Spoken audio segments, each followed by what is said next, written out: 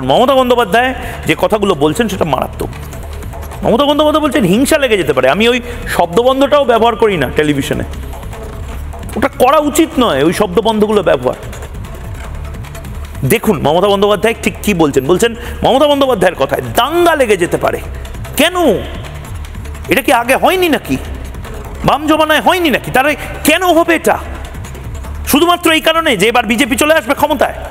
দেখুন, আমি শুনেছি স্বরাষ্ট্রমন্ত্রী নিজে কোনো একটা পার্টি মিটিংয়ে কিছু ইনস্ট্রাকশন দিয়ে গেছেন এবং সেখানে বলেছেন যে অনেক নাম আমরা বাদ দেবো। ওনারা বাদ দেবার কে? সুতরাং আমি মনে করি এটা এসআইআর নয়, এটা এনআরসি করার চক্রান্ত চলছে। একজন মির্জাফর আছেন ওখানে দিল্লিতে। এই মির্জাফরদের মৃত্যু জীবনে হয় না, তার চিরকালই বেঁচে থাকে নানা কাজের মধ্যে দিয়ে। এই মির্জাফররা মনে করেছেন তারাই শেষ কথা বলবে।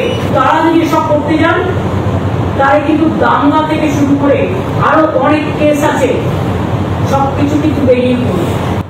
এনআরসি নিয়ে খেলবার চেষ্টা করবেন না এবং এসআইআর এর নাম করে ভোটার জেনুইন ভোটারদের ভাট দিয়ে মনে রাখবেন, যা অন্য রাজ্য করতে পারে না। বাংলার মানুষ কিন্তু অনেক স্ট্রং। আজকে বিজেপিকেও আমি আবেদন করবো, আগুন নিয়ে খেলবেন না, কন্ট্রোল ইয়োরসেলফ ফার্স্ট।